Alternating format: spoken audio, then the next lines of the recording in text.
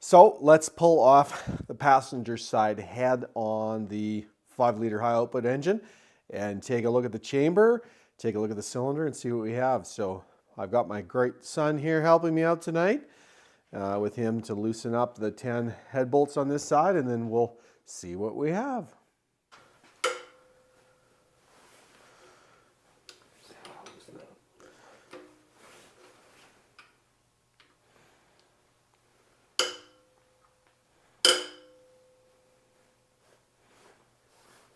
They all feel about the same tightness? Yeah. Okay, that's good, yeah.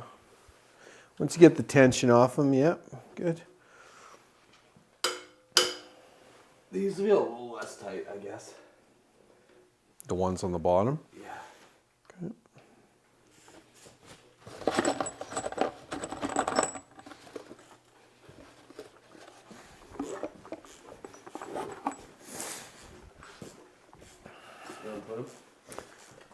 I've got this Motorcraft box here.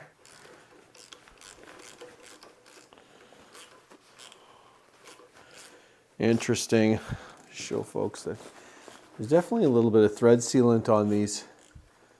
I assume these are original Ford bolts, but they're tough turning the whole way, so I assume that's a thread sealant on there.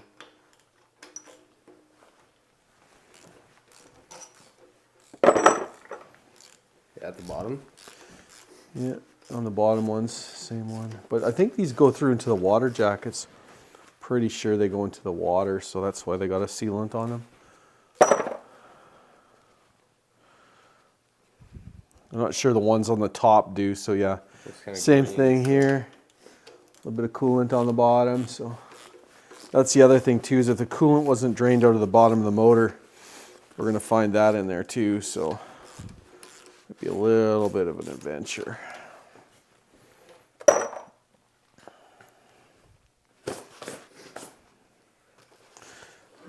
On there. Yeah? Yep.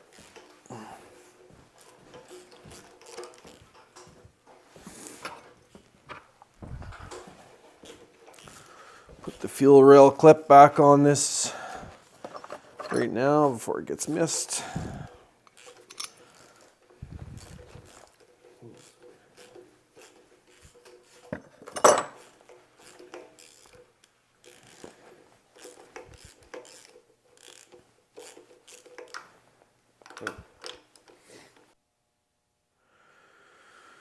So here we have the passenger side head off, and so if we look a little closer at the pistons, we can see, you know, they look very much like what we saw in the bore scope. A little bit of carbon deposit, no damage of any kind, a little bit of buildup. Now inside the cylinders themselves, look at number 1. So that's cylinder number 1. You definitely can see there's still quite a bit of crosshatch visible on the cylinder. It's smooth. There's not very much of a ridge at all at the top. You can't really pick it up with your fingernail. But the cylinder does look very smooth. Like, you know, not to the point of being shiny, but the cylinders are definitely quite smooth. And so I probably need to do some consulting on whether or not, you know, what that means for me. If it means an automatic re-ring, or I can, you know, run this sort of as the way I have it. But we'll get a closer look when I actually tear the entire engine down. But good news is no damage on the pistons. Things look good. Very little wear. Like, you actually can't even, you know, other than a little bit of carbon there, there's no ridge or anything there at all. So yeah, this is all good signs so far. So we'll keep on working and get the head off on the other side. Okay, before we loosen the head bolts, I'll take all the tension off the rocker arms. So we don't have to completely remove these rocker assemblies. We just have to get them off. So there's little to no tension, enough that I can get the rocker, or pardon me, the push rods out. So Just give them a little spin. These all feel good too. The other side was the same. They were all consistently tight about the same amount. Nothing turned out strangely. That one may be a little tighter. Probably under a bit of a load. Get these done here. Let's get them loose enough that the push rod's not jamming up.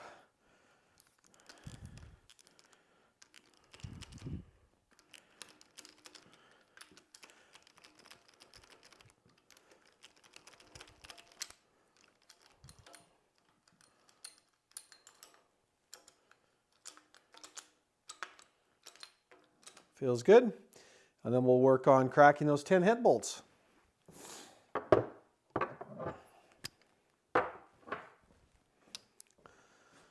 So I'm going to use a breaker bar to start with, and I'll just try and get them loose. These are probably on pretty tight.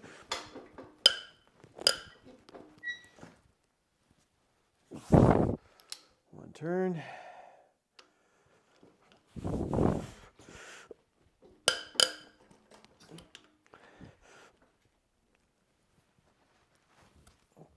Yep, pretty tight. And push rods are probably going to fall out, but might have to pry a little bit on the back here. Get this head to come free on the dowels.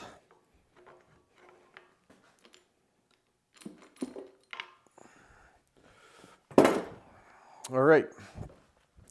So let's pull this off. Have a closer look. I mean, I'll check these, but they all look straight. We'll throw them on a flat table sometime and check them for good, but sure they're fine. And let's have a look in here. So yeah, so cylinder 5, cylinder walls, nothing alarming on there. Of course, so I won't really know until I measure, see what they're actually worn to. A little shiny though, you can see the crosshatch, but you see a little bit of reflection, more of a reflection looking neat there, which indicates a little bit more wear potentially there. So I need to get it torn apart and really take a good look at overall condition before I decide how deep in the rebuilding process I will need to go here. But yeah, that gives you a little bit of an overview of those cylinders from where we're at today. So here is the head I just pulled off. So if we look in that there, that'd be chamber number 8. You can see not even a ton of buildup on the valves in the chamber side. Overall looks nothing scary there. Just a light, clean up. You can see the casting number there, E7TE Heads. And the other head on the floor there looks very similar. So chambers look pretty good. Still pull them apart. I'll take these to a machine shop and have a little bit of work done, which I'll share in a separate video. Nothing too trick or fancy, but just to make sure we've got really good sealing cylinder heads. So as you see, the pile is growing as we work towards getting into the short block. So that's quite a lot of progress here. Thanks a lot for watching.